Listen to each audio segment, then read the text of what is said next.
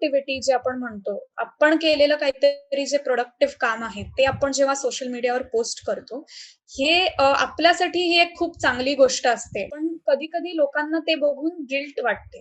त्यांना असं वाटतं, की मग मी कसं काही करू नाही शकत आहे. सो हाय गाईज, रोहनच्या मराठी पॉडकास्टमध्ये तुमचं स्वागत आहे. आणि आज आपल्यासोबत पहिल्यांदा फिमेल गेस्ट आलेली आहे. पहिल्यांदा आपल्यासोबत आज आहे प्रिया चितानंद. चितानंद, बरोबर? मी बरोबर प्रोनाऊन्स येस. केला? हो, या. करेक्ट. हो, ती सध्या सायकोलॉजी मध्ये मास्टर्स करते आणि तिने ग्रॅज्युएशन सुद्धा क्लिनिकल सायकोलॉजी मध्ये केलेलं आहे. सो पहिलाच प्रश्न तिला जस्ट विचारायचा आहे की म्हणजे कुठून असा विचार आला सायकोलॉजी करायचा, म्हणजे हा विचार कसा काय आला डोक्यात? ओके. सो सायकॉलॉजी बद्दल मला काहीच माहिती नव्हतं शाळेत असल्यापर्यंत. आणि मला असं डेफिनेटली काय करायचंय हेही काही फार आयडिया नव्हती. पण मग मला हे माहिती होतं की आर्ट्स घेणार आहे मी. तर मग मी आर्ट्स घेऊन एस-पी कॉलेजमध्ये ॲडमिशन घेतली इन पुणे. आणि तिकडे वेगवेगळे विषय होते. आम्हाला ऑप्शन्स खूप होते आणि मग मी बघितलं तिकडे सायकॉलॉजी हा विषय आहे. ऑल्दो मला थोड्याफार गोष्टी इकडे-तिकडे माहिती होत्या, पण आय डिड नॉट नो इतकं असं म्हणजे त्याच्यामध्ये काय-काय शिकायला असेल ह्याचा स्कोप वगैरे काही माहिती नव्हता मला. पण मग आय थॉट की बघूयात आपण काय आहे, काहीतरी नवीन आहे, काहीतरी वेगळं आहे म्हणून. आणि मग 11वी-12वी मधनं जसं मी शिकायला सुरू केलं, तसं माझा इंटरेस्ट खूप डेव्हलप झाला त्याच्यामध्ये. आणि मला मोर दॅन माय इंटरेस्ट मला रिअलाईज झालं की it is very important for मला खूप रिस्पॉन्सिबल वाटलं की I I I should be responsible to take care of my health first आणि also be able to deliver. म्हणजे लोकांना सुद्धा ह्याची खूप गरज आहे आणि त्यांच्यापर्यंत हे पोहोचलं पाहिजे. सो मला ती नीड खूप जास्त जाणवली. सो हळूहळू I started working on myself and then trying to implement that outside छोट्या छोट्या वेज मध्ये if however it was possible. आणि तसं हिअर आय एम मग आता मास्टर्स मध्ये. क्या बात आहे, क्या बात आहे. आणि सायकोलॉजिस्ट बद्दल किंवा सायकॅट्रिस्ट बद्दल एक मिथ असते, म्हणजे वाईट नको मानून घेऊ, पण लहानपणी आपल्या घरी नेहमी म्हणायचे जनरली मराठी फॅमिलीत की त्या पागलांच्या डॉक्टरकडे जातो का. सो हे बरंच फेस करावं लागतं. ऍक्च्युली माझी सुद्धा इच्छा होती एका पॉइंटला की यार आपण सायकोलॉजिस्ट काहीतरी करायचं. मला सुद्धा बराच इंटरेस्ट आहे जाणून घेण्यात, फॅक्ट्स वगैरे वेगवेगळे. बट सगळेजण तेच म्हणतात की यार ते पागलांचे डॉक्टर असतात, पागल असतानाच त्यांच्याकडे गेलं पाहिजे, नाही तर काही गरज नाही. तर तुला काय वाटतं ह्याबद्दल? ऍज अ स्टुडंट म्हणून तू काय अवेअरनेस सांगशील सायकोलॉजी बद्दल? आपण हा एवढ्या वर्षानुवर्ष ऐकून आलेली ही गोष्ट आहे आणि त्याच्याने असा एक स्टिरियोटाईप तयार झालाय सगळ्यांच्या डोक्यामध्ये की आणि त्याला हे लेबल देणंच मुळात चुकीचं आहे. तर हे एकतर ही हॅबिट टाळली पाहिजे. आणि सायकोलॉजी मध्ये मेंटल हेल्थ प्रमोट करणं हे खूप इम्पॉर्टंट आहे. तर त्याच्यासाठी वेडं व्हायलाच पाहिजे असं काही नाहीये. वेडं होईपर्यंत वगैरे असं काही नसतं. तुमची स्वतःची मेंटल हेल्थ किती चांगली आहे, किती नीट ठेवता येईल ह्याच्यावरही फोकस असतो आणि नॉट जस्ट ट्रीटिंग डिसऑर्डर्स. तर डिसऑर्डर्स वगैरे ट्रीट करणं हा एक भाग झाला, पण रेग्युलरली सुद्धा आयुष्यामध्ये आपल्या जे काय टर्मॉइल्स येतात त्याच्यातनंही आपल्याला बाहेर पडण्यासाठी खूप काय काय फेस करावं लागतं आणि not every time are we capable to do that by ourselves. आणि त्याच्यामध्ये काही गैर नाहीये हे लोकांना कळलं पाहिजे की मदत मागणं ह्याच्यामध्ये काही चुकीचं नाहीये. आणि जो खरं तर मदत मागायला खूप अवघड जातं लोकांना. मला तर असं वाटतं it's a brave thing to do. When you are asking for help it is a brave thing that you are doing. So आपण हे सगळे जे लिमिटेशन्स आहेत किंवा हे जे आपण बनवलेले जे बाउंड्रीज आहेत आपल्या भोवती की मदत मागणं हे खूप एक वीकनेसचा हे आहे, म्हणजे सिम्बॉल ऑफ वीकनेस की मला काही करता येत नाही का स्वतःहून वगैरे. तर असं नाहीये. आणि सगळ्या लोकांची एक इमोशनल कॅपॅसिटी असते आणि त्याच्या पलीकडे कधी कधी आपल्याला झेपत नाहीत गोष्टी आणि त्यावेळेला मदत मागणं हे खूप साहजिक आहे आणि हे खूप आपण एकमेकांना हेल्प करूनच यातनं बाहेर जाऊ. After all we are a society आणि when we talk about society we are people together. आपण हम्म, हम्म, इंडिव्हिज्युअल एक कधी म्हणत नाही society. We help each other out to grow. आपण आजूबाजूची लोक बघतो, आपले आजूबाजूचे रिलेशन्स बघतो, आपल्या आई वडिलांबरोबरचे रिलेशन्स किंवा फ्रेंड्स बरोबर किंवा अजून कोणी जे कुठले रिलेशन्स आहेत आपण त्याच्यातनं ग्रो होतो. So we need to realise की it's okay to take help whenever you want to, whenever you feel like getting help. आणि हे जे लेबलिंग जे केलेलं आहे हे टाळणं खूप गरजेचं आहे. आणि आय फील की सगळ्या लोकांनी ज्यांना ज्यांना एज्युकेट करता येईल त्यांना केलं पाहिजे, आणि तसंच प्रोग्रेस डिटरमाइन होईल आपली. जर आपण हे बॅरियर्स ब्रेक नाही केले तर अजून पुढचे 10 वर्ष सुद्धा असंच राहील. नाही, एक अगदी अगदी बरोबर सांगितलं तू, की सायकोलॉजी बद्दल अवेअरनेस पसरवणं खूप आवश्यक आहे. जसं म्हणतात ना, की प्रत्येक माणसाला फायनान्शियल नॉलेज असलंच पाहिजे, जेणेकरून तो त्याचा पैसा मॅनेज करू शकतो. तसं मला असं वाटतं, की प्रत्येक माणसाला सायकॉलॉजीचं थोडं ना थोडं मॅनेज असलंच, म्हणजे नॉलेज असलं पाहिजे, जेणेकरून तो स्वतःचे इमोशन्स मॅनेज करू शकला पाहिजे. तर हे इमोशन मॅनेज करणंच एक प्रकारे सायकॉलॉजी आहे असं मला वाटतं. असो, पहिल्या प्रश्नाकडे येतो, पण पहिल्या प्रश्नाच्या आधी माझ्या प्रत्येक गेस्टला मी एक प्रश्न विचारत असतो, की तुला स्वतःला एका ओळीत जर डिफाईन करायचं असेल तर तू कशी करशील? अरे बापरे, हा डिफाईन ट्रिक करायचं क्वेश्चन, असेल हा तर. सरप्राईज क्वेश्चन असतो आमच्या पॉडकास्टचा. मला असं वाटतं की मी एक खूप ओपन इंडिव्हिज्युअल आहे, आणि जे जे जे काही बॅरियर्स आहेत माझ्या डोक्यात सुद्धा कुठल्याही प्रकारचे, I am a person who tries to go beyond that. So दुसऱ्यांची बाजू समजून घेणं हे मला खूप इम्पॉर्टंट वाटतं, आणि I will call myself to be a very understanding human. So मग असं म्हणू शकतो की if I want to define myself, I think I understand people and that's how I grow. So म्हणजे तू योग्य फील्ड निवडलेली आहे सायकॉलॉजी तुझ्यासारख्यांसाठी, ते नक्की. म्हणजे ज्यांच्यात येस, एम्पथी हा फॅक्टर आहे त्यांच्यासाठी सायकॉलॉजी बरोबर. आहे. पहिल्या प्रश्नाकडे येतो, की जनरली लोकांचा आता लॉकडाऊन खूप भयंकर गेलंय, माझं सुद्धा भयंकर गेलंय. So as a psychology student तुझं लॉकडाऊन कसं होतं? बऱ्याच जणांनी डिप्रेशन फेस केलं, बऱ्याच जणांनी बऱ्याच स्वतःबद्दल गोष्टी जाणून घेतल्या ज्या की त्यांना माहिती नव्हत्या, काही जणांना वाईट हॅबिट लागल्या, काही जणांच्या सुटल्या. तर तुझा लॉकडाऊनचा पूर्ण काळ कसा होता? ऍज अ सायकोलॉजी स्टुडंट तू काय स्वतःत बदल पाहिले जेव्हा तू स्वतःसोबत एवढा वेळ घालवला तेव्हा? सो मला जेव्हा लॉकडाऊन डिक्लेअर झाला तेव्हा मला ह्याचा अंदाज होता की पुढचे काही महिने जे आता लॉकडाऊन मध्ये जातील त्याच्यामध्ये मला स्वतःलाही खूप त्रास होणार आहे हे मला आधीच लक्षात आलं होतं. पण मला असं वाटतं की मी खूप एक जी गोष्ट ज्यांनी मला मदत केली वॉज की मी खूप स्वतः बरोबर वेळ घालवला. म्हणजे आपल्याला कसं होतं, आपण नेहमी अवलंबून असतो लोकांवर. ही एक काही वाईट गोष्ट नाहीये, पण आपल्याला सवयच नसते एकटं राहण्याची किंवा स्वतःच्या कंपनीमध्ये कम्फर्टेबल वाटण्याची. आपल्याला असं खूप रेस्टलेस होतो आपण जर आपल्याला काही मित्र नाही भेटले किंवा जे काय आपल्याला कोणी ना कोणीतरी सतत लागतं to talk, to entertain. It's a good thing, ह्यात काही वाईट नाहीये. पण आय रिअलाइज की हेही खूप इम्पॉर्टंट आहे की आपण स्वतःच्या कंपनीमध्ये किती कम्फर्टेबल राहू शकतो. सो मी स्वतःला पहिल्या दिवसापासूनच मी असं सांगत होते की स्वतःवर let's be with ourselves. आता हा एक वेळ मिळालाय आपल्याला, आणि जी काय परिस्थिती आली आहे त्याच्यामुळे, पण आपण स्वतः बरोबर जरा वेळ घालूया. आपल्याला काय काय होतं, आपल्याला जर एखादी इमोशन वाटत असेल तर त्याचं फिजिकली काही रूप दिसतं का वेगळं, आणि try to understand, get awareness of these things.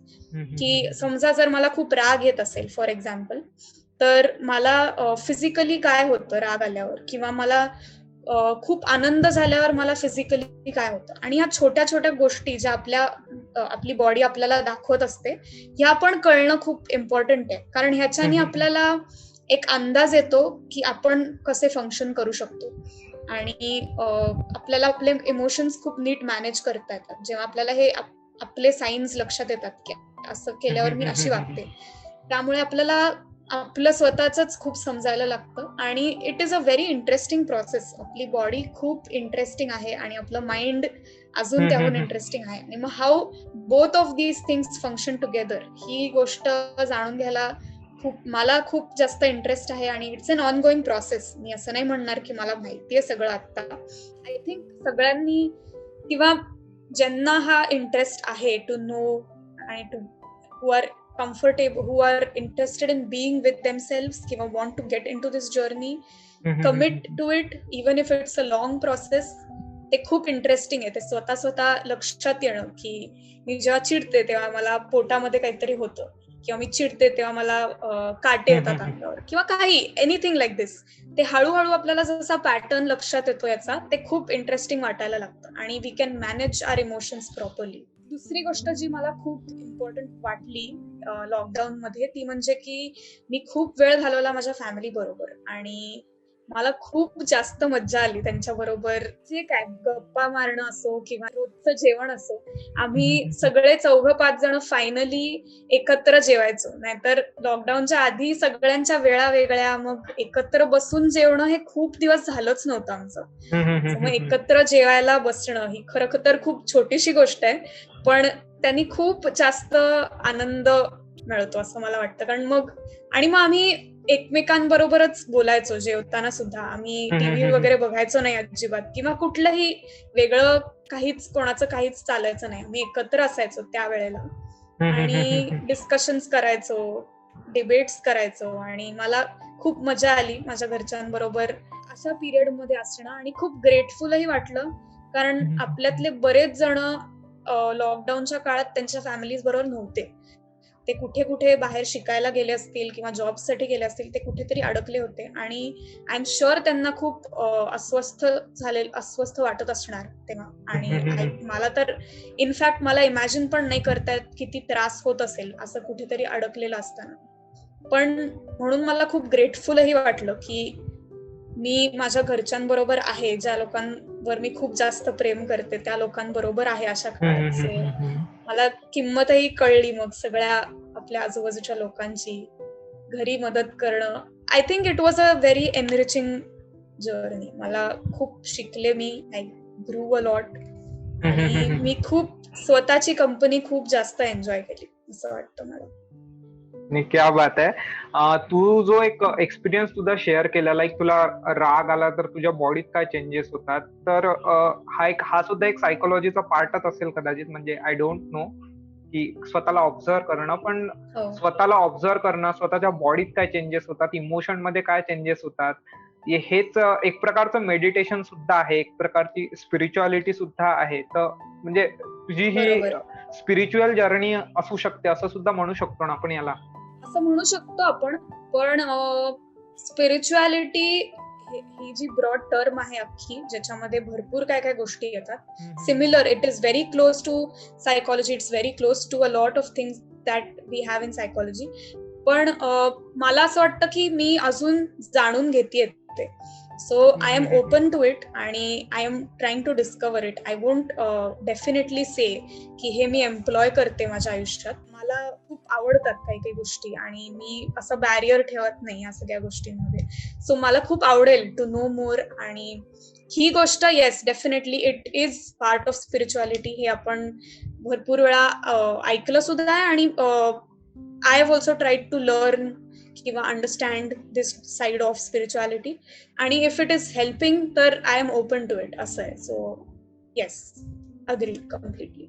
Interesting. आणि या लॉकडाऊन मध्ये माहिती आहे का, म्हणजे जेव्हापासनं सुशांत सिंगची केस झाली ना, तेव्हापासून बऱ्याच लोकांनी मेंटल हेल्थ हा इश्यू काढणं खूप जास्त सुरू केलं. ज्यांच्या मेंटल हेल्थचा प्रॉब्लेम होता ते समोर आलेत, किंवा बऱ्याच लोकांनी सोशल मीडियावर सुद्धा पोस्ट करणं सुरू केलं. तर हे सोशल मीडियावर पोस्ट करणं याबद्दल तुझं काय मत आहे? सोबतच तू तुझी मेंटल हेल्थ जपण्यासाठी तू काय काय करते? तर मला असं वाटतं सोशल मीडियाचे काही फायदे आहेत आणि काही तोटेही आहेत.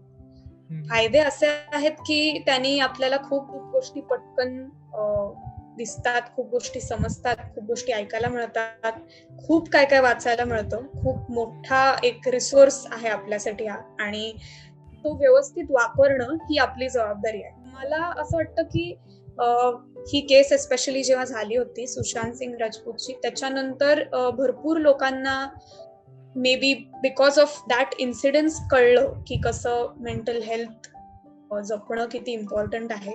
आणि ही एका प्रकारे चांगली गोष्ट झाली की त्यांना लक्षात आलं. सोशल मीडियावर एखादी गोष्ट पोस्ट करणं याचा मागचा तुमचा हेतू काय आहे हे जाणणं खूप महत्वाचं आहे. तुम्ही हे कोणासाठी करताय? तुम्हाला खरंच ह्याच्यातनं काहीतरी लोकांसाठी काही करायचं आहे, किंवा तुम्हाला what do you really want to show when you are putting it up, हे स्वतः समजणं खूप इम्पॉर्टंट आहे. कारण भरपूर लोक कुठेतरी व्हॉट्सअपवर आलेले काहीतरी मेसेजेस किंवा कुठली तरी इंस्टाग्रामवरची काहीतरी पोस्ट असो, फेसबुकवरचं काहीतरी आर्टिकल, ते नीट न वाचता किंवा ते नीट स्वतःहून न समजता ते पुढे फॉरवर्ड केलं जायचं. तेव्हा तर खूप असं झालं आणि त्याच्याने खूप कॉन्ट्रोवर्सीज वाढल्या इनफॅक्ट. तर मला असं वाटतं की तुम्हाला एखादी गोष्ट पोस्ट करायची आहे, हा फ्री प्लॅटफॉर्म आहे, कारण सगळे कधी पोस्ट करू शकतात. पण समजून घ्या ते आधी, आणि तुमचा रोल काय आहे ह्याच्यामध्ये हे लक्षात घ्या. तुम्ही हे का करताय हे समजून घ्या आणि मग post whatever you want to. Also तुम्ही जी माहिती घेता ती किती व्हेरीफाईड आहे हे खूप जाणणं खूप महत्वाचं आहे. हे आत्ता तर सगळ्यांनाच आय एम शुअर माहिती आहे. आत्ता जी काय सिच्युएशन आली आहे कोविडची, त्याच्यामुळे भरपूर लोकांना आता हे माहिती आहे की कसं व्हेरीफाईड इन्फॉर्मेशनच पाठवणं किती महत्वाचं आहे, एस्पेशली अशा टाइम्सना. तर हे जस्ट या पॅन्डेमिक पुरतं नाही राहत, हे बाकी सगळ्या गोष्टींसाठी पण असतं. आणि सिन्स इंटरनेटवर किंवा सोशल मीडियावर वेगवेगळ्या कल्चर्सची लोक येतात, वेगवेगळे एथिक्स घेऊन लोक येतात, वेगवेगळ्या मॉरल्स घेऊन लोक येतात, आपल्याला त्याची जाण असणं खूप महत्वाचं आहे. आणि दुसऱ्यांना कुठल्याही प्रकारचा मॉरली किंवा कल्चरली धक्का बसत नाही ह्याची ही जाण घेणं खूप गरजेचं आहे. कारण हे जर एवढा मोठा ओपन प्लॅटफॉर्म आहे, तर तुम्ही जे काय पोस्ट करता ते पण तेवढं रिस्पॉन्सिबली पोस्ट करा. मी असं नाही म्हणत की डोंट डू इट, तुम्हाला जर करायचं असेल तर करा, पण समजून घ्या तुम्ही का करताय, तुम्ही कुठली गोष्ट पोस्ट करताय आणि त्याचे रेपरकशन्स काय आहेत, आणि ह्याच्यानी मी काय रिफ्लेक्ट करतेय किंवा मी काही इनपुट देतेय का. नसेल देत तरी काही लोकांना, कारण it's not everybody can be people who will give an input in situations, and that is okay. असं नसलं पाहिजे की तुमच्याकडे काहीतरी पाहिजेच कुठल्या तरी गोष्टीसाठी काहीतरी. पण जे काय तुम्ही आता opinions, if you are giving opinions, give it in a way की तुम्ही दुसऱ्यांचे कल्चर दुसऱ्यांचं स्वतःच्या डोक्यात ठेवतात, त्यांचे एथिक्स, त्यांचे मॉरल्स हे लक्षात घेऊनच कुठलंही पाऊल उचलता.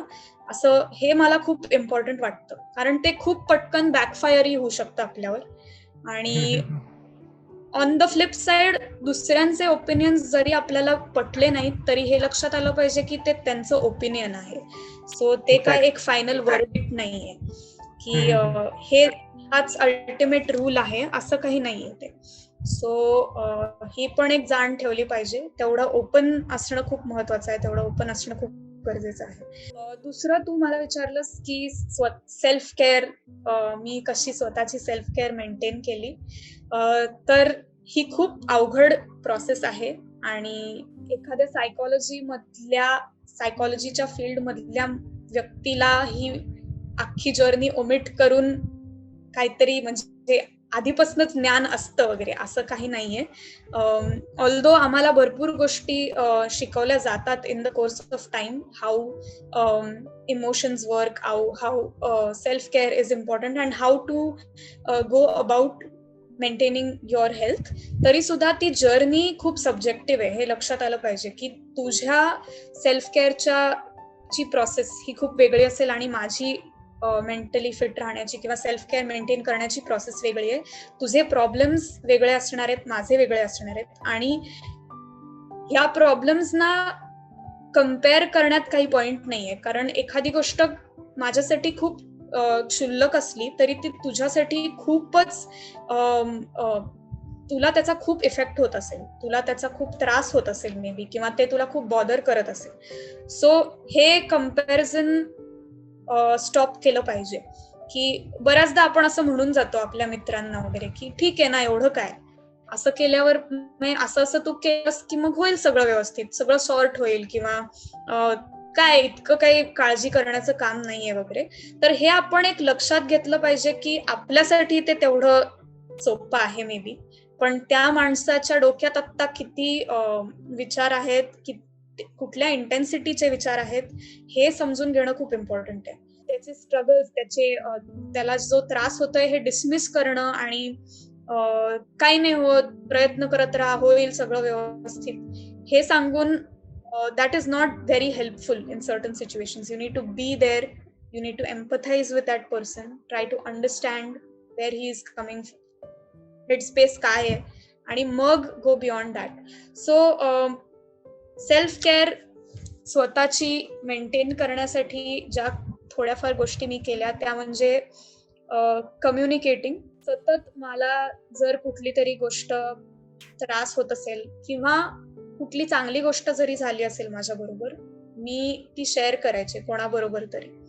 आणि आता हे शेअर करणारे लोक कोणीही असू शकतात, हे असं डेफिनेट एक मित्रच असला पाहिजे, मैत्रीणच असली पाहिजे असं काही नाही. कोणाबरोबरही एक ती स्पेस तयार करणं इम्पॉर्टंट आहे आणि ते कम्युनिकेट करणं मला खूप इम्पॉर्टंट वाटतं इन माय ओपिनियन.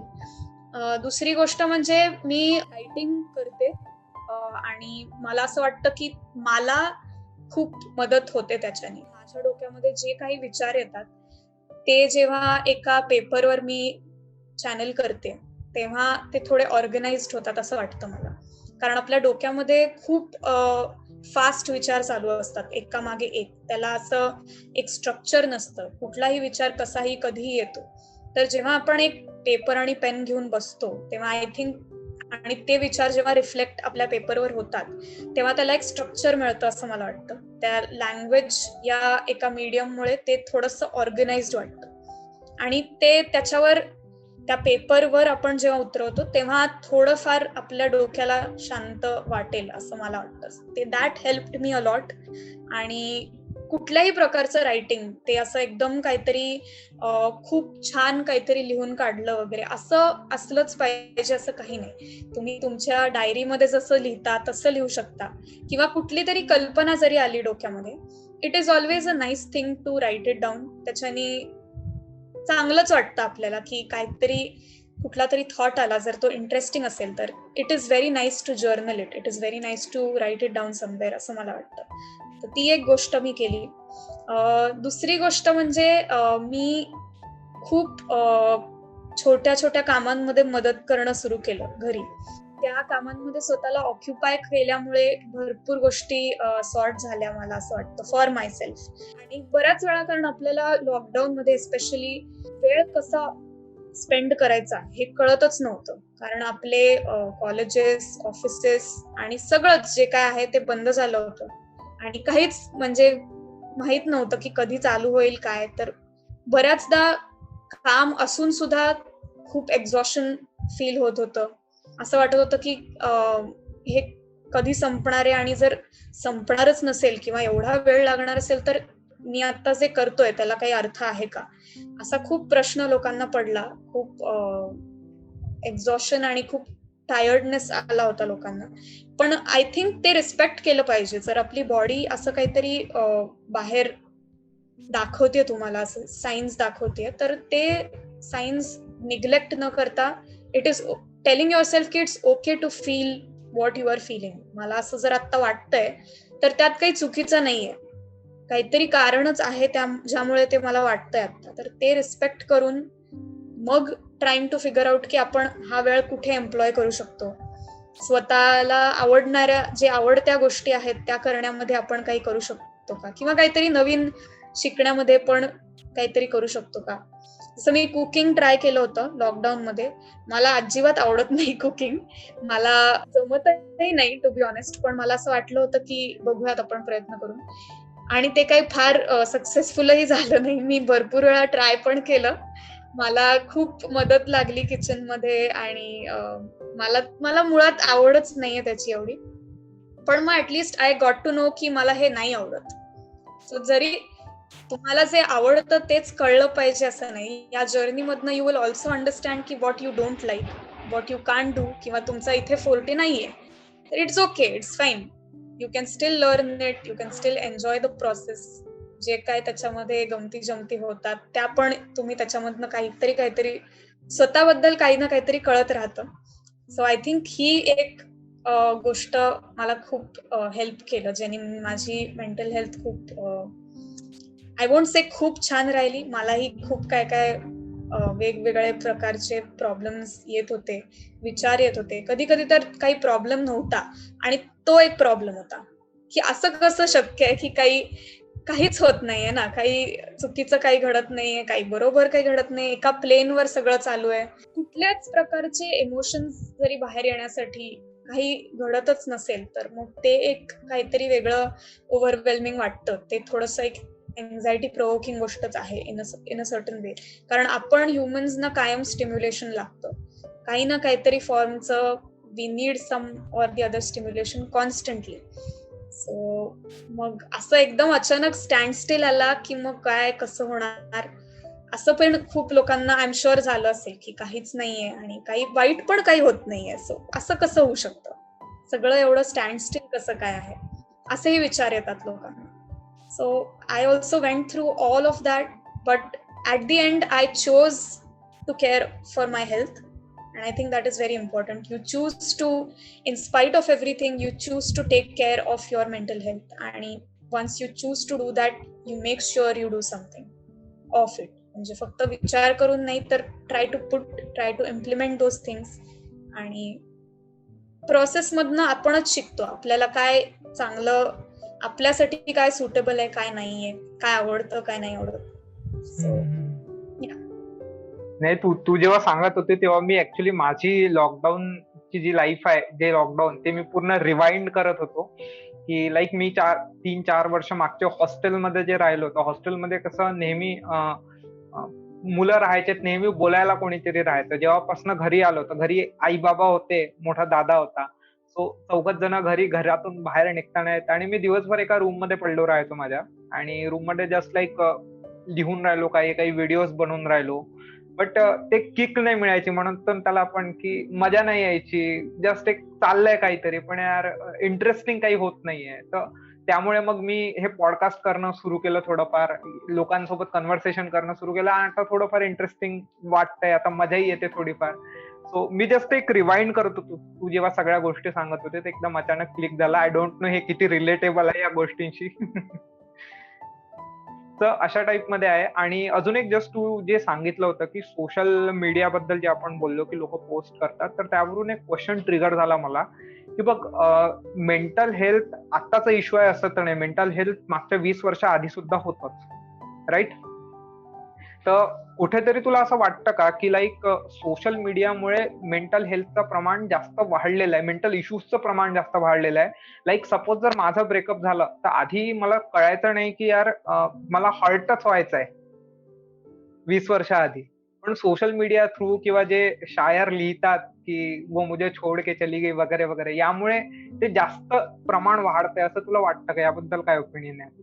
जसं मी मगाशी पण म्हणले, की ही खूप एक ट्रिकी प्लॅटफॉर्म आहे हा आणि सोशल मीडियामुळे वेगवेगळ्या लोकांच्या स्टोरीज ज्या आपल्याला ऐकायला मिळतात, त्या कुठल्या पद्धतीने थोड्याशा आपल्याला इन्फ्लुअन्स करून जातात आणि कधी-कधी त्याची मदतही होते आपल्याला. दुसऱ्यांच्या स्टोरीज ऐकून आपल्याला थोडीशी सहानुभूती मिळते कधी-कधी, की आपण एकटे नाही आहोत या जगामध्ये. आपल्यासारखे अजून पण लोकं आहेत, ज्यांना वेगवेगळे प्रॉब्लेम्स आहेत. पण त्याची फ्लिप साइड अशी आहे, की भरपूर वेळा असे जे स्टोरीज आपल्याला ऐकायला मिळतात, ते कधी-कधी खूप अनरिअल असतात. त्या त्या खूप म्हणजे टिपिकली स्टोरीज ज्याला एक खूप हॅपी एंडिंग असतं किंवा आता हे आय एम नॉट सेइंग की पॉझिटिव्हिटी प्रमोट नाही केली पाहिजे. That is not what I mean. What I mean is की खूप आयडियलिस्टिक स्टोरीज बनवलेल्या असतात कधी-कधी आणि जेव्हा अशा आयडियलिस्टिक गोष्टी लोकं बघतात, तर त्यांची natural reaction to it is की हे एवढं सिंपल नाहीये. म्हणजे हम्म, हम्म, सो हम्म, कुठली तरी फॉर एक्झाम्पल कुठली तरी लव्ह स्टोरी असेल, कुठली तरी फिल्म असेल, तर त्याच्यामध्ये खूप ड्रामॅटिक काय काय काय काय दाखवलं जातं की त्या ऍक्टरनी, त्या हिरोनी, त्या हिरोईनसाठी काहीतरी असं केलं तसं केलं. तर इन रियालिटी या गोष्टी खरंच एवढ्या ड्रामॅटिक आहेत का? की आपण आपले जे रिलेशनशिप्स असतात in real life, are they really that dramatic, का ते एवढे नसतात आणि मग ते कुठेतरी एक फॉल्स इमेज तयार होते. मग कधी कधी फॅन्टासाइज आपल्याला करून खूप टाकतो आपण. हो, आणि खूप आपण एक्सपेक्टेशन्स कधी कधी खूप वाढतात आपले बिकॉज ऑफ सीइंग ऑल दिस. आणि ते इतकं आपल्याला फीड केलं जातं की आपण बिलीव्ह करायला लागतो त्याच्यामध्ये, आणि आपण ते एक्सपेक्टेशन्स कुठेतरी आपल्या रियालिटीमध्ये सारखे आणायला लागतो. आणि ज्या गोष्टी आपल्याकडे आहेत, ज्या सिम्प्लिसिटीमध्ये आपलं रिलेशनशिप आहे, त्या सिम्प्लिसिटी मधल्या छान गोष्टी आपण एन्जॉयच नाही करत असं मला वाटतं. आपल्याला काहीतरी ग्रँड करायचं असतं. आपण आपल्या पार्टनर बद्दल अफेक्शन दाखवण्यासाठी सारखं आपल्याला सोशल मीडियावर काहीतरी पब्लिश करायचं असतं, to gain that attention, maybe थोडंफार in some way or the other, to put our self in a platform जिथे लोकांनाही असं वाटेल की ह्यांचं काहीतरी खूप छान आहे किंवा ह्यांच्या आयुष्यात हे किती छान चालू आहे. तर हे इंटेन्शन्स कधी कधी, जर मी एकाच पॉझिटिव्ह इंटेन्शन मध्ये मी हे असं काहीतरी पोस्ट केलंय आणि एका दुसऱ्या माणसाला ते बघून खूप वाईट वाटलं की हे किती अनरिअलिस्टिक आहे. असं नसतं सगळ्यांच्या आयुष्यात. सगळ्यांच्या आयुष्यात कोणीतरी असलंच पाहिजे असं नाहीये. एकतर सगळ्यांच्या आयुष्यात कोणीतरी पाहिजेच, ही एक खूप फॉल्स गोष्ट आहे, ही खूप बनवलेली गोष्ट आहे. असं काही कुठेही लिहिलेलं नाहीये आणि हे खूप चुकीचं आहे. तर हे खूप ओव्हरवेल्मिंग वाटू शकतं असं काहीतरी बघितल्यावर. दुसरी गोष्ट म्हणजे स्वतः केलेली एखादी गोष्ट, प्रोडक्टिव्हिटी जे आपण म्हणतो, आपण केलेलं काहीतरी जे प्रोडक्टिव्ह काम आहे ते आपण जेव्हा सोशल मीडियावर पोस्ट करतो, हे आपल्यासाठी ही एक खूप चांगली गोष्ट असते. पण कधी कधी लोकांना ते बघून गिल्ट वाटते.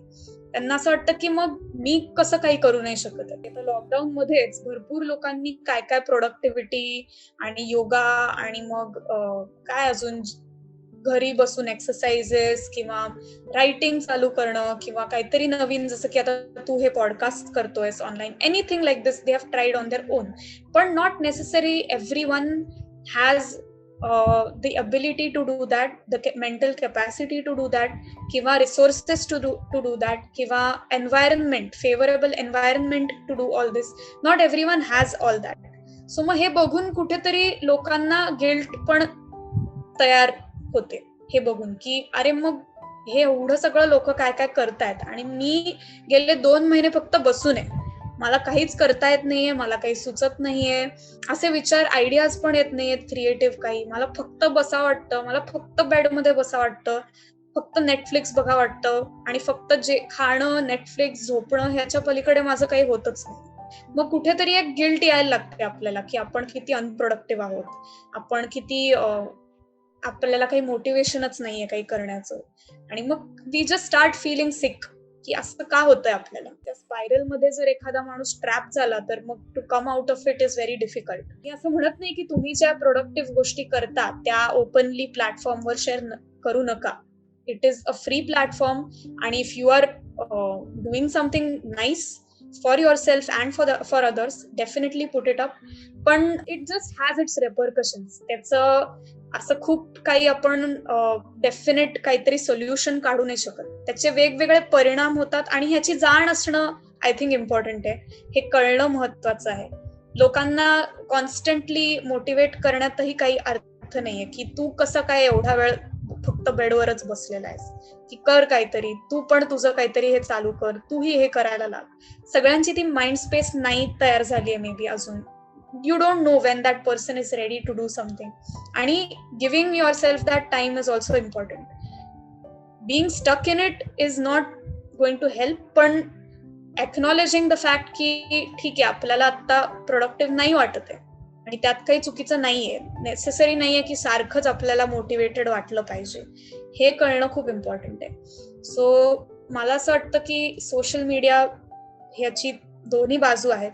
आपण किती ते रिस्पॉन्सिबली यूज करतो, आपण चांगल्या गोष्टी कधी प्रमोट करतो का, आपण वेगवेगळे पर्स्पेक्टिव्ह जसे आता आपण हे डिस्कस करतोय, are we discussing this with people around us, त्यांना आपण एज्युकेट करतोय का, जर त्यांना माहित नसेल तर त्यांचेही पर्स्पेक्टिव्ह आपण एम्प्लॉय करतोय का, की जस्ट आस्किंग पीपल की तुम्हाला काय वाटतं, याचा काय परिणाम होतो, जस्ट नोईंग त्यांचं काय मत आहे, it's a good practice to do. मला असं वाटतं रिअलिस्टिक गोष्टी पोर्ट्रे करणं खूप इम्पॉर्टंट आहे आणि त्याचा इम्पॉर्टन्स लोकांना दाखवून देणं हे खूप महत्वाचं आहे. सगळ्याच रिलेशनशिप मध्ये एक खूप ड्रॅमॅटिक डाऊनफॉल असलाच पाहिजे असं नाहीये, किंवा खूप ड्रॅमॅटिक काहीतरी केलं कोणीतरी कोणासाठी तरी हे नेसेसरी नाहीये. खूप छोट्या छोट्या गोष्टी पण खूप इम्पॉर्टंट असतात एका रिलेशनशिप मध्ये, आणि त्या तसं तुम्ही पोर्ट्रे केलं तर आय थिंक लोकांना जास्त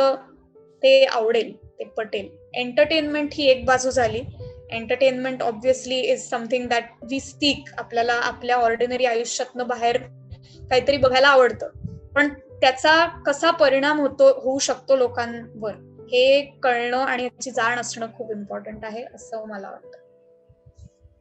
ओके. म्हणजे तू आता जसं मूव्हीज बद्दल वगैरे आपण बोललो, की लाइक इन्फ्लुअन्स होऊन जातात. तर मला असं वाटतं ना, की जे स्टोरी टेलिंग वगैरे जे असतं, की कुठलीही जेव्हा तुला स्टोरी सांगितल्या जाते आणि जेव्हा तू स्टोरी मधल्या कुठल्या एखाद्या कॅरेक्टर सोबत रिलेट करते, जस्ट लाइक इम्तियाज अलीची एखादी कुठली मूव्ही उचल, लाइक तमाशा जर आपण उचलली, जर मला वाटतं की वेद सोबत जर मी थोडाफार रिलेट करून राहिलो, किंवा जी तारा दीपिका पादुकोणने कॅरेक्टर केलाय, एखादी मुलीला तिच्यासारखं रिलेट होत राहिलं, तर आपण ट्राय करतो की मला त्याच्यासारखं व्हायचंय, त्या कॅरेक्टर सारखं व्हायचंय आपण, आणि त्या ट्राय करण्यातच आपण आपली ओरिजिनल आयडेंटिटी सोडून देतो आणि जस्ट एक इमेज धारण करायचं ट्राय करत असतो, पण ते पॉसिबल होत नसतं कारण ती इमॅजिनेटिव्ह कॅरेक्टर आहे. बरोबर. Yes, exactly. हेच म्हणजे I was also trying to say the same thing, की कसं हे जे आपल्यासाठी आयडियल बनवलेलं आहे, की जसं आपण जेव्हा रणबीर कपूर आणि दीपिका पदुकोणला बघतो तेव्हा आपल्यासाठी ते आयडियल असतात. तेव्हा त्यांच्याकडे बघून आपल्याला असं वाटतं की हे किती छान ऍक्टर्स आहेत, किंवा हे असे जर खरेच लोक असते तर हे केवढं छान असतं. पण in reality we don't find people like this very often. We don't come across people like this. तर आपल्याला आपण किती त्या रियालिटी मधनं बाहेर जातोय एखादी गोष्ट बघताना, त्याचा आपण किती स्वतःवर इफेक्ट पाडून घेतोय ते आपल्या हातात आहे. एखादी स्टोरी एंटरटेनमेंट साठी बघणं, कुठल्या एक्सटेंट पर्यंत त्याच्यातल्या गोष्टी आपल्यात आणणं हे आपल्या हातात आहे ऍट द एंड. आणि ऑफकोर्स स्टोरीज ऑब्व्हियसली त्यातनं लोक शिकतातच. मी असं म्हणत नाही की ते चुकीचंच पोर्ट्रे केलं जातं किंवा फॉल्स आहे म्हणून त्याचा काही उपयोग नाही, असं नाही म्हणत आहे मी. त्यातनंही भरपूर काय काय शिकायला मिळतं. लाईक यू सेड, खूप गोष्टी रिलेट होतात कधी कधी ते बघून. रिलेटेबल स्टोरीज जे असतात ते बघून आपल्याला छान वाटतं की आपण पण कधीतरी असं केलं होतं, किंवा आपल्या बरोबरही असं झालंय, किंवा कधीतरी आपल्यालाही असंच वाटलं होतं. सो ते एक फिलिंग खूप चांगलं आहे. पण अगेन रिअलायझिंग की where you are, what kind of a person you are, आणि what are your capabilities of as Priya किंवा ॲज रोहन, आपले काय केपेबिलिटीज आहेत हे बघून त्याच्याप्रमाणेच आय थिंक माणसाने कुठल्याही गोष्टी केल्या पाहिजेत. त्याच्यातनं खूप जर डिव्हिएट झालो आणि खूप एक आयडियलिस्टिक फॉर्म कडे आपण बघायला लागलो तर ती एक खूप टायरिंग जर्नी आहे. त्यातनं खूप डिसअपॉइंटमेंट्सच खूप जास्त येतात आणि मग ते एक पिटफॉल सारखं होतंय. तर आय थिंक ह्या गोष्टीची जाण असणं खूप इम्पॉर्टंट आहे लोकांना. लॉकडाऊन मध्ये ना मी एक परत वाचलं पुस्तक, पुस्तकाचं नाव आहे द सिक्रेट म्हणून. तर त्यात एक कन्सेप्ट दिलेली आहे, लॉ ऑफ अट्रॅक्शन. तर लॉ ऑफ अट्रॅक्शन बद्दल तुझं काय मत आहे, आणि जर व्ह्युअर्सला तू शॉर्ट मध्ये 2 ओळीत लॉ ऑफ अट्रॅक्शन काय आहे ते सुद्धा सांगशील, आणि तुझं काय मत आहे, तुला वाटतं ते ट्रू आहे नाही आहे, काय मत आहे त्याबद्दल? सो लॉ ऑफ अट्रॅक्शन ही कॉन्सेप्ट टिपिकली द सिक्रेट मुळे खूप जास्त आय थिंक पॉप्युलर पण झाली. तो मूवी, आता त्यांचा मूवीही आला आय गेस. तर त्या मूवीमुळे पण ते लोकांना खूप इंटरेस्टिंग वाटलं. ती आय थिंक की so law of attraction basically is about the laws, the 3 laws, I think there are 3 laws if I'm not wrong. They say की कसं आपण जर पॉझिटिव्हली विचार केला अबाउट समथिंग आणि एखादी गोष्ट आपल्याला खूप मनापासनं आपण ती डिझायर केली आणि we look at it in a positive way, तर ती आपल्याला मिळतेच. पण all we have to do is we have to think positively towards it and we have to really desire it. आणि जर आपण ती गोष्ट तेवढी डिझायर केली तर ती आपल्याला कधी ना कधीतरी ती मिळतेच किंवा आपण त्यापर्यंत पोहोचतो. शिद्दत तर होनी आता चाहिए यात उसमें. करेक्ट. तर त्यात आता 2 गोष्टी आहेत. एक म्हणजे की आय थिंक हे खूप हेल्पफुल आहे लोकांसाठी. ज्या काही गोष्टी आपल्याला हव्या असतात इन आवर लाईफ्स आणि being positive in our approach किंवा being positive about getting something is a good thing to do.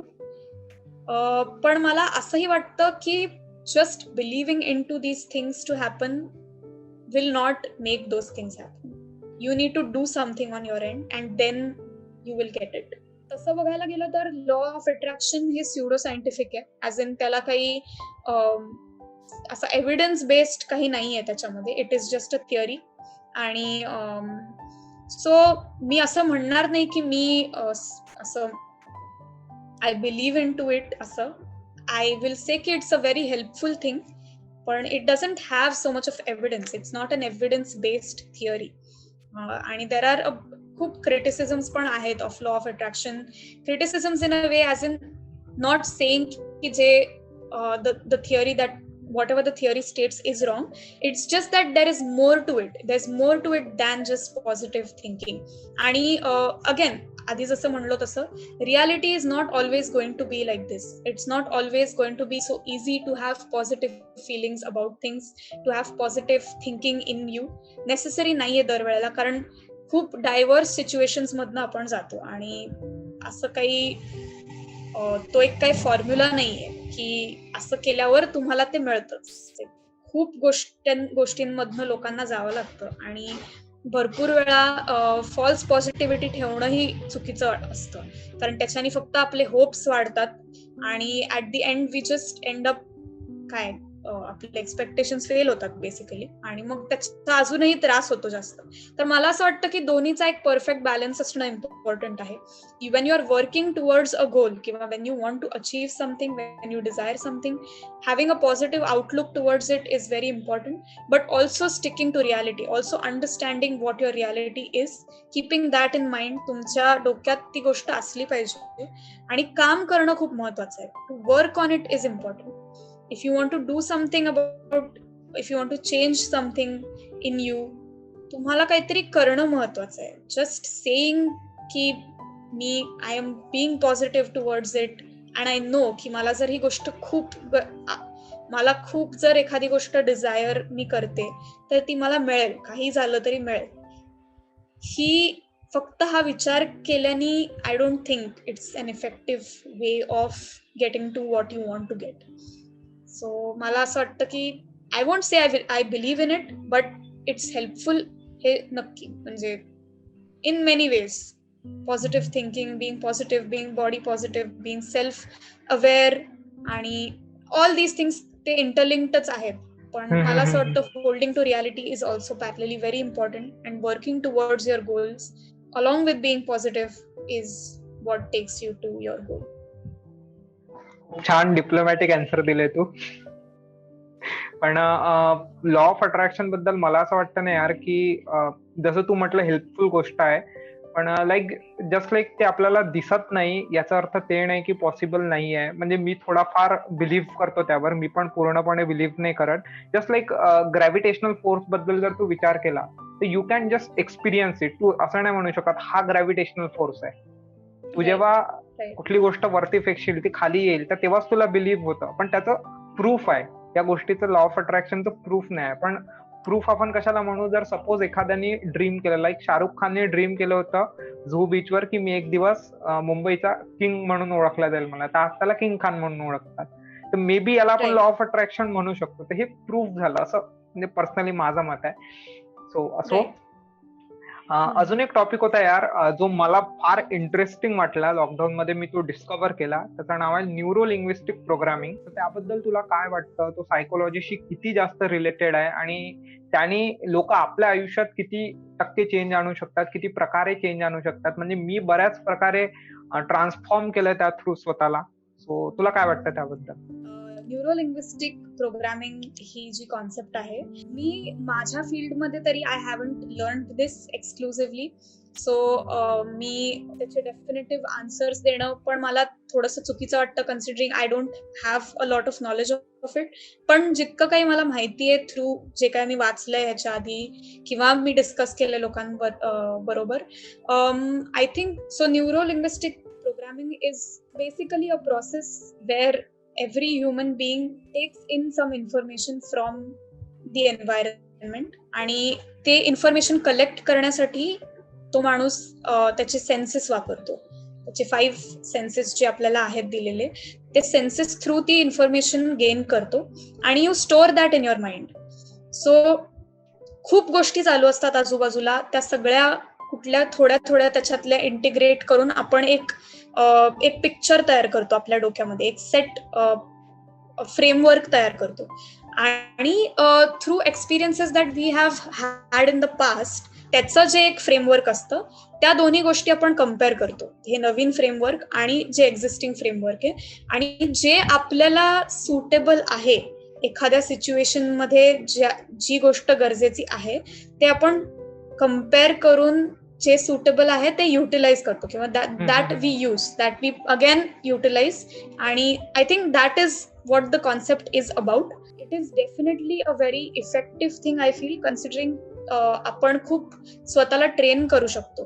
आपण आपले हिअरिंग अबिलिटी किंवा आपण किती ऍक्टिव्ह लिसनर्स आहोत किंवा आपले जे कुठले विजन, जो सेन्स आहे आपला, या सगळ्या गोष्टी आपण कॉन्शियसली ट्रेन करू शकतो. आणि once we train these senses properly, आपली इन्फॉर्मेशन इंटिग्रेट करण्याची कॅपॅसिटी पण चांगली होते. आपण त्याच्यात we build those senses in a way, आणि आपण we make them stronger. So आपण जेव्हा एखादी गोष्ट ऐकतो तेव्हा आपण ती जरी आपण मे बी एखाद्या कुठल्या तरी लेट्स से आपण एक सिच्युएशन घेतली ज्यात 2 लोक भांडतायत एकमेकांबरोबर. भांडत असताना आपण आपल्याला दुसऱ्यांचं ऍक्टिव्हली ऐकणं हे खूप अवघड असतं, कारण आपल्या डोक्यात आपल्याला जे बोलायचं आहे तेच असतं आणि आपण सारखं त्याचाच विचार करत असतो. सो जर आपण ऍक्टिव्हली लिसन करायला ट्रेन केलं स्वतःला, तर आपण ते क्यूज खूप चांगले कॅप्चर करू शकतो. आणि मग आपण जेव्हा गोष्टी आर्टिक्युलेट करतो डोक्यामध्ये, and when we put them forward, जेव्हा आपण लँग्वेज यूज करून आपण ते मांडतो दुसऱ्यासमोर, ते एका चांगल्या पद्धतीने, ऑर्गनाइज्ड पद्धतीने बाहेर पडतो. एका प्रकारचं मॉडेल घेऊन आपण जर स्वतःला ट्रेन करायला लागलो त्या पद्धतीने, आणि मग आपण रिस्पॉन्ड करायला लागलो सिच्युएशन्सना, किंवा आपण सक्सेसकडे एका ठराविक पद्धतीने बघायला लागलो आणि त्या पद्धतीमध्ये आपण स्वतःला ट्रेन केलं, आपले स्किल्स एनहान्स केले, तर it will definitely help us get success किंवा गेट व्हॉट वी वॉन्ट, किंवा we will be able to respond in a better manner. आपल्याला सिच्युएशन्स हँडल करणं खूप इझी जाईल, किंवा स्ट्रेसफुल सिच्युएशन्स टिपिकली मध्ये आय थिंक ह्याची खूप हेल्प होते, कारण you are very well aware of things. तुम्हाला या सगळ्या गोष्टी मॅनेज करणं थोडं कन्सिडरेबली इझी जातं. इन्फॉर्मेशन सेग्रिगेट करणं, जी काही इन्फॉर्मेशन मिळाली आहे ती ऑर्गनाइज करणं नीट पद्धतीमध्ये, आणि शांतपणे नीट त्याचा विचार करून टेकिंग ऍक्शन, हे थोडंसं इझियर जातं if you are working on these things consciously. So I think it definitely is a very nice thing to employ. लोकांनी हे शिकलं तर I am sure it will benefit people. आणि the only thing is you need to work on it consciously. तेवढं एक फक्त आहे, आणि if you do work on it, definitely it will, I am sure it will bring out the results that you want from you. So I think आणि बहुतेक फील्ड्समध्ये neuro linguistic programming आजकाल खूप use केलं जातं आणि not just restricted to psychology किंवा neurology किंवा fields in this area, but outside also आजकाल खूप इन बिझनेस किंवा इन लॉ वगैरे पण हे सगळं खूप यूज केलं जातं टू ट्रेन पीपल मार्केटिंग मध्ये खूप जास्त मार्केटिंगमध्ये. यूज होत आहेत. Correct. So I think a lot of things plus psychology मध्ये सुद्धा आय थिंक भरपूर एन्झायटी किंवा फोबियाज या सगळ्या गोष्टींना टॅकल करायला पण ही एक प्रोसिजर आहे यूज लोक ही पण एक प्रोसिजर यूज करतात. पण again I am not 100% sure of whether it's an evidence based thing or not, as in I don't know the credibility of it. So कारण भरपूर ठिकाणी मी असंही वाचलंय की ते अजून स्युडो सायंटिफिकच कन्सिडर केलं जातं. ओके, सो ऍक्च्युली मी NLPचा न्यूरो लिंग्विस्टिक प्रोग्रामिंगचा कोर्स केला होता, practitioner course.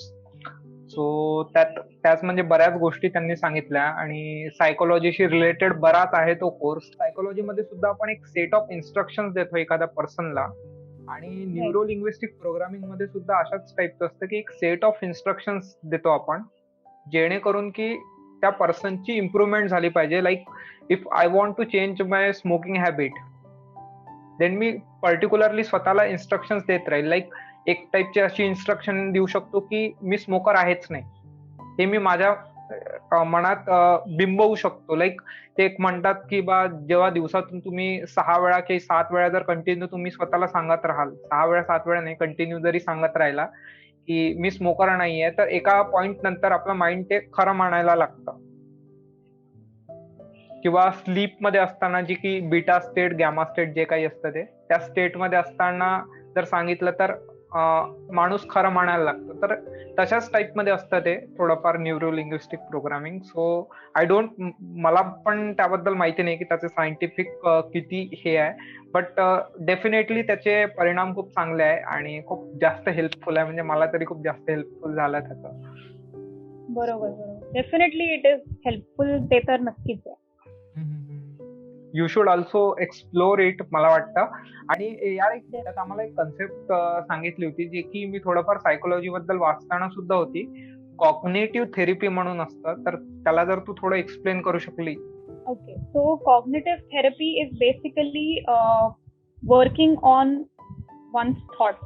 Cognition is basically about your thoughts. So स्वतःचे जे विचार, I think they are very powerful. एखाद्या माणसाच्या डोक्यात जे विचार येतात त्याच्याने त्याचे ऍक्शन खूप डिफाईन होतात असं मला वाटतं. Basically in cognitive therapy you work on your thought pattern, किंवा तुझे जे इरॅशनल थॉट्स जर तुझ्या डोक्यात येत असतील तर ते इरॅशनल थॉट्स कसे काढता येतात, किंवा how to remove those thoughts, how to replace those thoughts with rational ones, आणि how to work on these thoughts to enhance your behavior. या सगळ्या गोष्टींचा वापर केला जातो. This is like a broad definition. याच्या अंडर खूप काय गोष्टी येतात. इट्स अ बिग थिंग, आणि ती अख्खी एक ट्रीटमेंट प्रोसिजरच, एक थेरपी आहे ती. ग्रेट यार.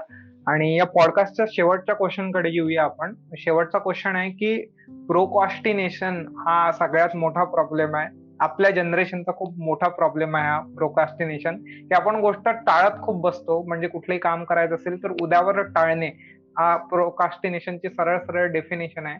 तर यासोबत तू कशी काय डील करते, आणि याच्या पाठीमागचं म्हणजे एक्झॅक्टली रिझन काय, आपण का कुठली गोष्ट प्रोकास्टिनेट करतो असं तुला वाटतं? Okay, so procrastination I think सगळ्यांनी कुठल्या तरी लेवलला एक्सपिरियन्स केलं असतं कधी ना कधीतरी. आय वोंट से की सगळे लोक प्रोक्रॅस्टिनेट करतात, असं डेफिनेटली नाहीये, पण there is a tendency of humans to do that, especially when it comes to any kind of pressure.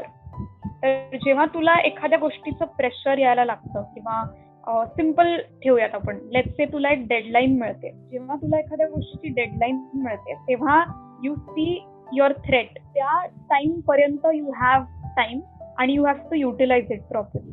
म्हणजे लेट्स से की मला एक असाइनमेंट सबमिट करायची आणि मला 5 दिवसांनी माझी डेडलाईन, तर माझ्याकडे हा टाइम फ्रेम मलाही एक मिळते 5 दिवसांची, आणि मग ह्याचा वापर कसा करायचा हे कम्प्लिटली माझ्या हातात असतं. Whether I immediately work on my submission or whether I do it at regular intervals किंवा मी 1-2 दिवसांनी करते वगैरे. तर त्या थ्रेटला कसं व्ह्यू करतो माणूस हे खूप सब्जेक्टिव्ह आहे. आता जर फॉर एक्झाम्पल मला असं खूप वाटत असेल की मी ऐन वेळेला काम करूच शकत नाही, की मला त्याच्याने खूप त्रास होतो किंवा मला जमतच नाही, तर मग मी आधी सुरू करते थोडंसं. किंवा जर मला असं वाटतं की मी ठीक आहे होऊन जाईल, जेव्हा मला कामाचं टेन्शन येतं तेव्हाच माझ्याकडनं काम होतं. किंवा जसं आपली परीक्षेचं असतं शाळेमध्ये, कसं आपण परीक्षेच्या आदल्या दिवशी बसतो अभ्यास करायला कधी कधी, किंवा 15-20 दिवसांपासून वगैरे अभ्यास आपण तर कधी करायचंच नाही. मी तरी कधीच केला नाही शाळेमध्ये एवढा अभ्यास.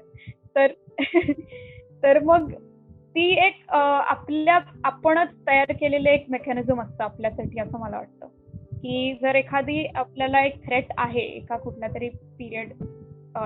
तरी टाइम पिरियडसाठी, तर त्याच्या आधीचा वेळ युटिलाइज कसा करायचा हे आपण आपल्या प्रिव्हियस जे आपण आधी केलेले जे असे टास्क असतात त्याच्या एक्सपिरियन्सवर बेस्ड आपण ठरवतो की हे कसं करायचं, हे कधी करायचं. जर आपल्याला त्या प्रेशर येऊनच काम होत असेल तर आपण आधीचे 2-3 दिवस काही पण मग टाइमपास करू किंवा असा वेळ घालू तसा वेळ घालू, आणि देन ते 1-2 दिवस राहिले असताना मग आपल्याला ते त्या प्रेशरमुळे ते जमतं, असं ते होतं. किंवा काही लोकांचे आधीच्या एक्सपिरियन्सेसमुळे त्यांना माहिती असतं की ते खूप प्रेशरमध्ये त्यांचं काम होतच नाही, तर अशा लोकांसाठी दे कॅन वर्क आधीपासून थोडं. सो मला असं वाटतं की प्रोक्रॅस्टिनेशन ह्याचे इफेक्ट जर खूप वाईट होणार असतील तुमच्यावर, तर it has to definitely be, म्हणजे त्याचं काहीतरी डेफिनेटली केलं पाहिजे. आणि मग त्यासाठी वेगवेगळे प्रोसिजर्स आहेत, जसं की रिइन्फोर्समेंट नावाची एक गोष्ट असते, वेर तुम्ही स्वतःला रिवॉर्ड करता. So you tell yourself की मी आज बसून हे काम इतकं करणार आहे, आणि मी जर ते तेवढं केलं तर मग मी स्वतःला काहीतरी रिवॉर्ड करेन. तो मग असं काहीतरी रिवॉर्ड ठेवल्यानंतर मग माणसाला त्या reward, you have that thought in your mind की ओके मी एवढं केल्यावर मला हे मिळणार आहे, मग मला ते मिळणार आहे म्हणून मी हे सगळं करेन. मग मी आज मे बी 1-2 तास कमी झोपेन, किंवा आज मी इतका वेळ जो टीव्ही बघते त्याच्यापेक्षा कमी वेळ टीव्ही बघेन, किंवा जे काय आपण करत असतो. सो असं काहीतरी करून, किंवा काही लोक पनिशमेंट पण एम्प्लॉय करतात की एखादी गोष्ट विथड्रॉ करून घेतात, म्हणजे जर मी एवढं काम नाही केलं तर आज मी फिरायला नाही जाणार, असं काहीतरी स्वतःला करून सुद्धा मग काही लोक they achieve what they want to achieve. So माझं प्रोक्रॅस्टिनेशनचं युजली मी नेहमी नंतर काय त्याच्यातून आपल्याला मिळणार आहे ह्याच्याकडे खूप फोकस करायचा प्रयत्न करते. अजून मला जर एखादं काम असेल आणि मला माहितीये की हे खूप कंटाळवाणं काम आहे आणि मला ते करायला आवडत नाही, पण मला ते करावं लागणार आहे, तर मग मी ह्याचा विचार करते की हे काम केल्यानंतर आपल्याला काय वेगवेगळ्या बाकीच्या ज्या गोष्टी आपल्याला करायच्या आहेत त्या सगळ्या करायला मिळणार. सो जर हे आता आपण करून टाकलं, we get this out of the way, we will be able to do that quickly. आणि जर रोज मी हे ठेवत गेले तर मग मला रोज अडथळा येत राहणार, आणि मला जे काही करायचं आहे खरंच मनापासून जे करायची इच्छा आहे ते मला कधी मिळणारच नाही. सो हे कायम स्वतःला सांगून I tell myself to work, आणि त्याच्यानी कुठेतरी आय गेस मला ते मोटिवेशन मिळतं to do what I want to do, or to finish एखादी गोष्ट आणि त्याला इनकम्प्लीट न ठेवता. कधी काही लोकांचा असा पण होतं की खूप परफेक्शनिस्ट असतात ते, त्यांना एखादी गोष्ट एकदम परफेक्ट लागते. तर जर मी एखादं काम सुरू केलं करायला आणि मी एक काम करता एक थोड्या वेळात मला असं पटकन असं वाटलं की अरे बहुतेक हे छान नाहीये, किंवा हे मला जसं हवंय तसं होत नाहीये, आणि मग मी ते परत रिव्ह्यू केलं माझं काम जे काय मी केलेलं, आणि मला लक्षात आलं की हे मला नकोय, हे जरा इतकं चांगलं नाही दिसत, मग ते मी परत सगळं इरेज करते, मग मी परत पहिल्यापासून चालू करते. तर हा एक खूप मोठा इश्यू होतो आणि प्रोक्रॅस्टिनेशन वाढू शकतं, कारण मग अल्टिमेटली ते काम होतच नाही. जर ते सारखंच रिव्ह्यू करत राहिलं एखादा माणूस, कारण त्याला असं सारखं वाटत राहिलं की हे बरोबर नाहीये, किंवा ह्याच्यात काहीतरी कमी आहेत ते, किंवा हे मला जसं पाहिजे तसं मला अजून दिसतच नाहीये, तर ते काम कधी होतच नाही. मग ते कायम टाळलंच जातं आणि एंडला you just end up not doing it. So ह्या गोष्टीवर अशा गोष्टींवर खूप काम केलं जातं, especially in psychology also, how to overcome this. कारण इट्स अन आयडेंटिफाईड थिंग, असं खूप लोकांना होतं. त्याच्यावर काहीतरी काम करणं खूप इम्पॉर्टंट वाटतं सुद्धा लोकांना, कारण मोस्ट ऑफ द टाइम्स त्यांचे जॉब अनडन राहतात, ते अर्धवटच राहतात आणि मग मग त्याच्यातनं काहीच होत नाही. आणि मग in order to get your task done you need to do certain. So मग अगेन स्वतःच्या थॉट्सवर विचार करणं, स्वतःच्या ऍक्शन्सवर विचार करणं, कसं ते अजून नीट करता येईल, हे सगळं ट्रीटमेंट प्रोसेसमध्ये किंवा थेरपी प्रोसेसमध्ये हे सगळं इन्व्हॉल्व्ह असतं. त्याची पण एक खूप सिस्टमॅटिक पद्धत असते. आणि तो procrastination, I think everyone does it to certain extent. पण त्याचा आपण त्या प्रोक्रॅस्टिनेशन किती होतंय ह्याचा आपण ट्रॅक ठेवणं खूप इम्पॉर्टंट आहे. तर आपली कुठलीच गोष्ट पूर्ण होतच नसेल आणि जर आपण खूप परफेक्ट करण्याच्या मागेच असू एखादी गोष्ट आणि आपण त्याच्यामुळे ते काम करूच शकलो नाही, तर मग त्याचं we need to do something, we need to work on it properly. Definitely यार, म्हणजे टाइम कन्स्टंट लावून प्रोकास्टिनेशनला आपण करू शकतो आणि मी हे नक्की ट्राय करणार आहे. बिकॉज काही दिवसात लॉकडाऊन पासून तरी यार मी खूप जास्त प्रोकास्टिनेटर झालेलो आहे. काही इम्पॉर्टंट कामं पुढे ढकलून द्यायचे आणि आराम करायचा. But I will definitely try to overcome it. पण थँक्यू सो मच यार पॉडकास्ट मध्ये आल्याबद्दल. आणि जेवढे व्ह्युअर्स आहे ना त्यांच्यासाठी आता पॉडकास्ट खूप जास्त हेवी होता, कारण पहिला सायकोलॉजीशी रिलेटेड पॉडकास्ट असणार आहे आणि बरेच आपण हेवी टॉपिक घेतले, तर मे बी तुमच्यासाठी हेवी असेल टॉपिक, तर पुन्हा वाचा 1.5x करून पुन्हा पहा पॉडकास्ट, ऐका, जेणेकरून की तुम्हाला बऱ्याच गोष्टी समजेल. आणि आय होप सो तुला सुद्धा, म्हणजे असं बऱ्याचदा होतं माझ्यासोबत की आपण जेव्हा कोणासोबत बोलत असतो ना, तर फ्लो स्टेट मध्ये एखादी गोष्ट तोंडातून अशी निघून जाते की असं वाटतं नंतर यार हे मी बोललो का, म्हणजे आपल्याला सुद्धा माहिती नसतं पण फ्लो स्टेट मध्ये निघून जातात अशा गोष्टी. तर त्याला ती मेडिटेटिव्ह स्टेट जी म्हणतो आपण, की फ्लो स्टेट मध्ये गोष्ट निघाली आणि नंतर आपल्याला रिअलाइज होतं आणि आपण इम्प्लिमेंट करायला लागतो. तर मे बी तुझ्यासोबतही असं काही झालं असेल आज, आनंदच होईल मला. आणि एक शेवटचा क्वेश्चन आहे की तुझ्या 3 बुक रिकमेंडेशन किंवा 3 मूवीज रिकमेंडेशन सांगा मला. बुक रेकमेंडेशन, सो माझी मी खूप एक्सक्लुसिव्ह रीडर अशी नाहीये, मी खूप पिकी आहे when it comes to book. So माझे असे काही सेट हे बुक्स वाचलेच पाहिजेत असं काही हे नाहीये. पण मी आता 3 मे बी नाही, पण माझे काही आवडते रायटर्स बद्दल मी सांगू शकते जे मी रिसेंटली डिस्कवर केले. सो हारुकी मुराकामी नावाचा एक रायटर आहे. त्याचं खूप एका पेक्युलियर पद्धतीने लिहितो तो आणि खूप आय थिंक असे खूप ओपन टू इंटरप्रिटेशन बुक्स असतात त्याचे. आय एम नॉट शुअर सगळ्यांना आय डोंट थिंक हे आवडतील, पण आय वुड रेकमेंड की everyone try to read one story if not a book of Haruki Murakami. खूप पुस्तकं आहेत त्या रायटरची आणि आय थिंक आत्ता रिसेंटली मी त्याचे पुस्तकं खूप वाचले आणि I developed a lot of interest in the way he right.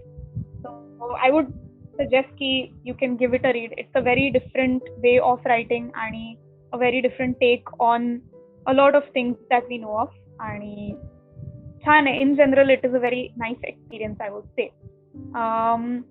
Besides that books असं खूप I am very picky about books, so I don't know की आता कुठले रेकमेंड करायला पाहिजे. Sapiens is a very good book.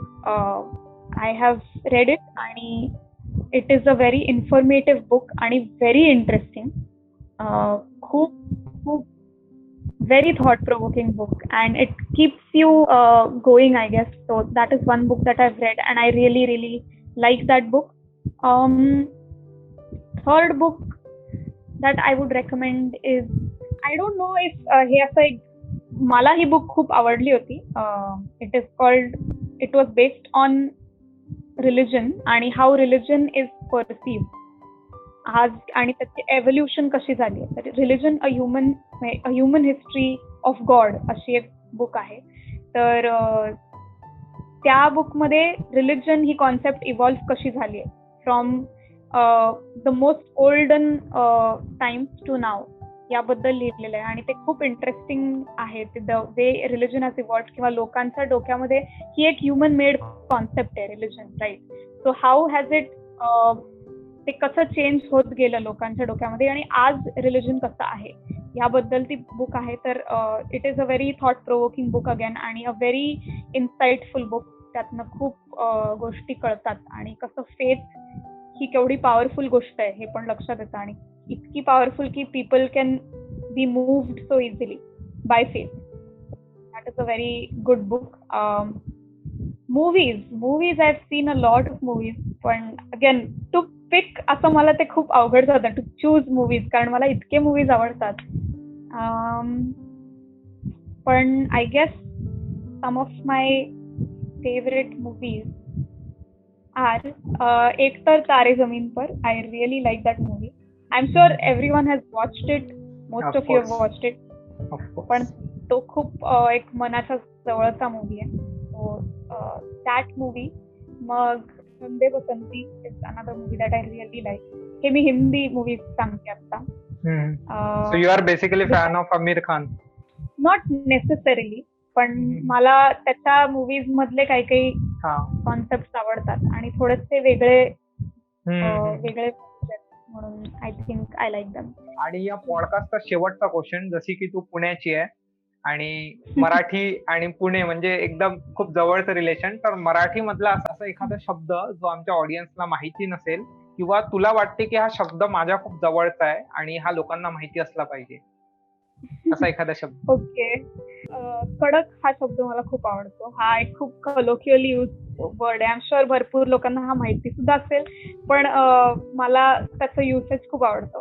So कडक म्हणजे basically काहीतरी खूप भारी किंवा ऑन पॉइंट जर काही असेल तर कडक असं म्हणलं जातं. सो मला तो ऑनेस्टली मी खूप वेगवेगळ्या सिच्युएशन्स मध्ये तो शब्द वापरू शकते, वेगवेगळ्या कॉन्टेक्स्ट मध्ये सुद्धा.